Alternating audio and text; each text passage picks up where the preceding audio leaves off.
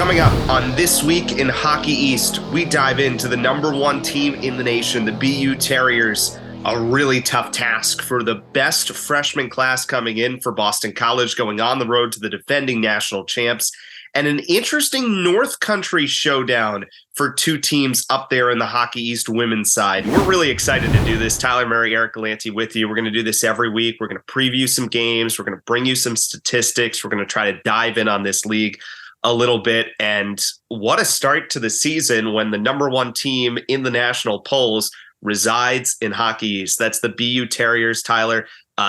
There's so much to be excited about for the Terriers this year.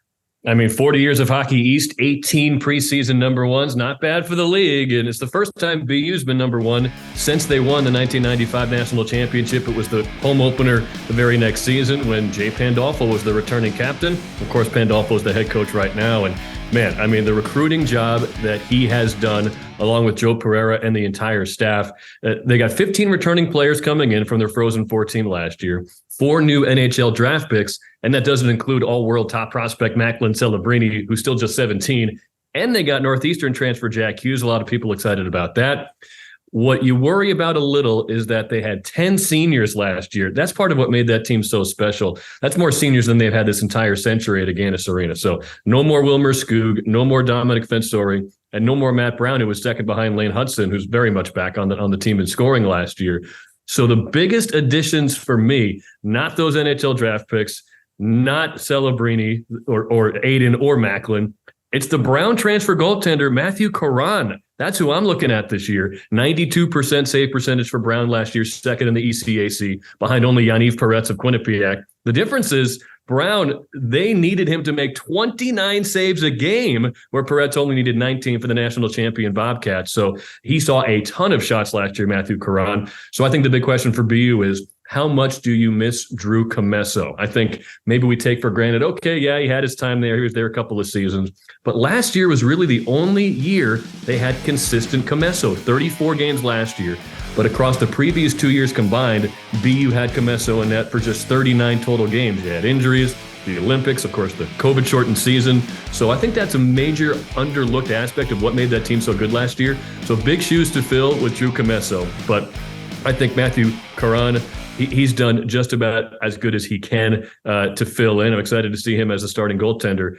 And it's what a way to start the season, Eric. Number one BU, and it's anybody's guess if they'll be able to keep that spot all year, but it's going to be a fun team to watch. You know, it's really interesting because you mentioned some of the guys they've lost, but just showing how many points they scored last year, they still actually returned the most points of any team in the country. Not the highest percentage, but the most points. So that's kind of fascinating. And then the other stat that's really interesting is if you take, how do we define teams that are big, right? All you can kind of do is height and weight. BU is the third tallest team in the country on average, and they are top 10 and the biggest team by weight in the country on average. So this is not just high skill. This has a chance to be big and physical as well, and that's an interesting wrinkle for Jay Pandolfo's team. And I'm sure some Terrier fans are wondering, wait, we weren't ranked number one entering that 2009 championship season? That team was loaded. No, it was actually Boston College who was the preseason number one that year. And man, did they have a fun opener. They're going to go to Quinnipiac, one game Saturday at 7, banner night for the Bobcats in Hamden, Connecticut on ESPN+. I cannot wait to watch this one, Eric. Yeah, I mean, you talk about different groups coming in. You have the number one recruiting class in the country in Boston College, 6 draft picks this year, including 3 in the first round, all of them who happened to play on the same line last year for the National Team Development Program, Will Smith, Ryan Leonard, and Gabe Perreault. Going into Quinnipiac, the emotions of banner night. There's so many fascinating wrinkles with this. Number one, are Smith, Leonard, and Perreault going to play together? Greg Brown was joking. Even his wife wants to know. Everybody wants to know. I think we'll see it at some point. I don't know if we'll see it game one. It'll be interesting to see. But the thing about Boston College is not just those 3. 11 freshmen on this roster this year. That's tied for the second biggest freshman class in the country behind Robert Morris, which obviously makes sense, restarting the program. 18 underclassmen. They bring back Cutter Gauthier, but it's still a young team, and all 3 goalies are freshmen, led by Jacob Fowler. So a couple of notes on that. Normally, when you think of a freshman class that big, you talk about the beginning of the season, working things in.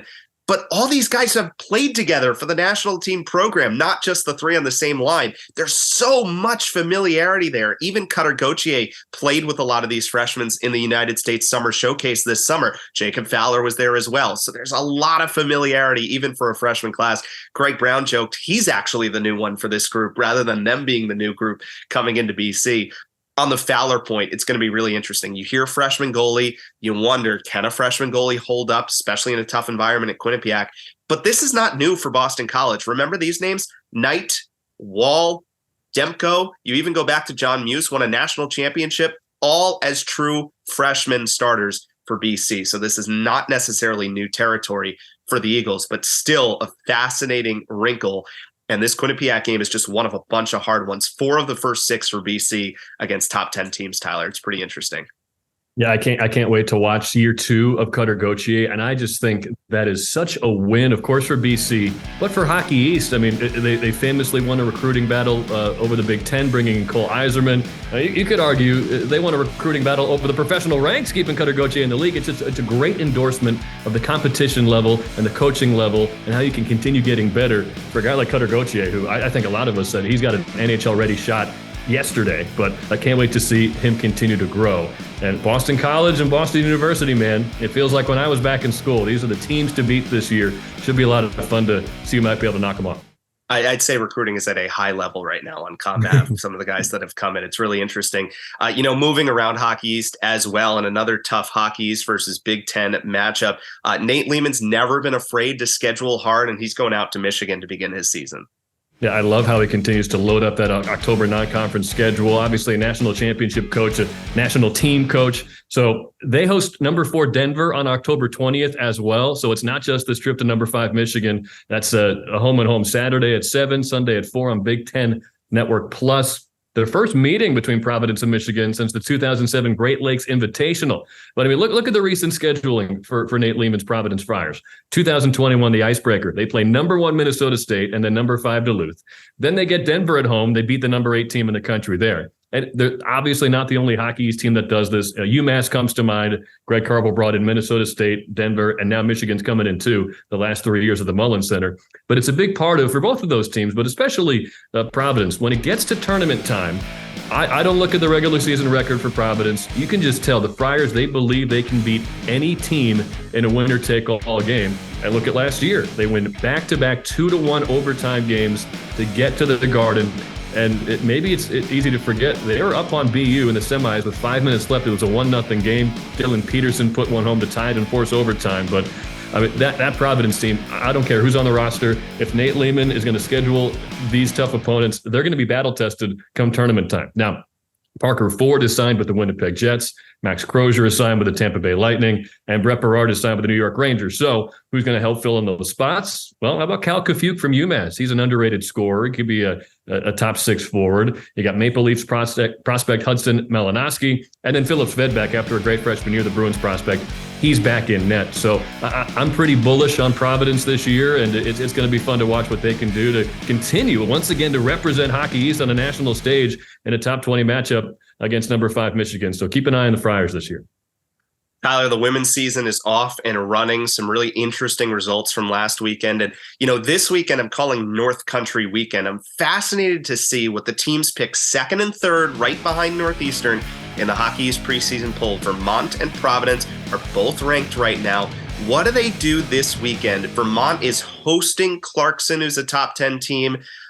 Providence is on the road at St. Lawrence for 2, which is always a difficult trip. St. Lawrence is right outside the national rankings right now. They're the first team receiving votes.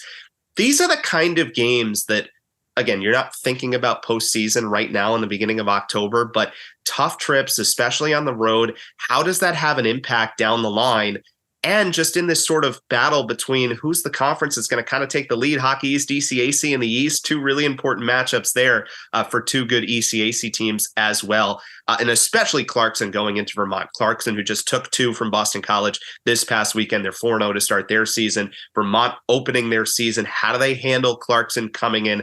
That is going to be fascinating. That's one of just a couple of storylines on the women's side that we're going to look for this weekend.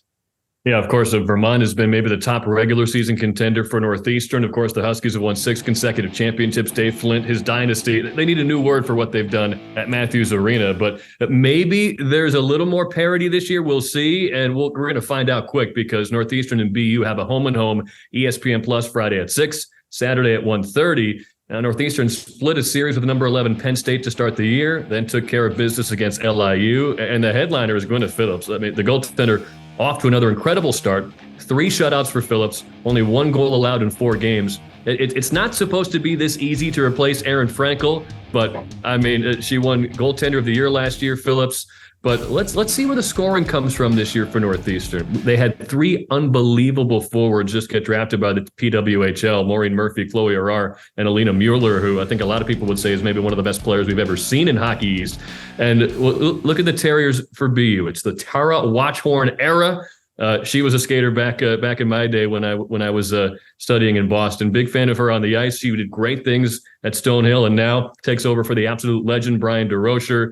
She brought in 2 German national team twins, Lily and Louisa Welke. They transferred from Maine. They both made the Hockey East all-rookie team a season ago. They bring back 9 of their top 11 scorers, and the Terrier captain, Nadia Mativi, is back for a 5th year. So there's a lot of excitement around Walter Brown Arena, but it's just, for the last decade, it has not been easy for anybody against Northeastern. So good early measuring stick for a new look Husky team coming up in that home and home this weekend.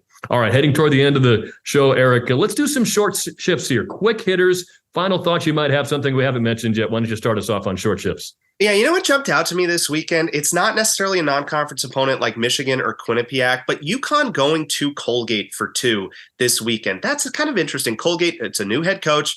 Remember, last year, Colgate ran through the ECAC and won the ECAC championship, beating Quinnipiac and Harvard. They're a tough out. They were really good against Quinnipiac and Harvard last year, just taking the top 2 in the ECAC. And for this UConn team, who I know the fans were a little upset that UConn wasn't in the national preseason polls, there's a lot of expectations and trying to continue to build that UConn program.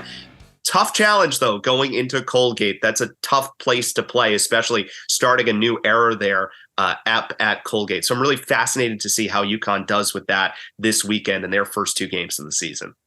Yeah, a lot of pride in the ECAC. Those matchups are always fun to watch, including we got an exhibition this year, a new wrinkle in the border battle between UNH and Maine. They're playing a charity game at Colby College on Saturday at 5 to support the Alfond Youth and Community Center. And this kicks off a season where we get to see 3 regular season games in the UNH-Maine rivalry. 1 in Orono on December 1st, 2 in Durham in February. And Mike Souza, head coach of UNH, and a lot of coaches over the years have said it's time to find a way to guarantee 1 UNH-Maine game in Maine and then 1 UNH-Maine game at UNH. Maybe some fans are surprised to find out this is the first time they've been able to do it in both venues since 2019. So that rivalry, people at UNH and Maine will tell you it's the best in college hockey. When you're in the building watching those fan bases go at it and those players go at it, you can easily be convinced of that as well. So really excited to be able to follow along both those rivalry games in the Alfond and at the WIT. So can't wait. It's just it's what college hockey is all about, matchups like that. So great job by the hockey schedulers to make that happen. You know, speaking of exhibitions, we mentioned Quinnipiac. They're going to go to Northeastern on Saturday. That'll be an exhibition game, though. So what a chance for Northeastern, right? They'll get to dress as many players as they want to really see how they stack up against one of the top teams expected again in the nation. And just as a final point to wrap the show today, you mentioned it, the PWHL draft took place a couple of weeks ago. How about 20 Hockey East alums were selected in the draft, 5 others who signed as free agents? Pretty special stuff. We're so excited to see how that league takes off this year. It's going to be a lot of fun to watch. There's a lot on the docket this week to whet our appetites and get excited for this hockey season. That'll do it for this week in Hockey East. Be sure to tune in every week on our Hockey East YouTube channel for more insights and previews of the games to come. For Tyler Murray, I'm Eric Gallanty. Enjoy the games.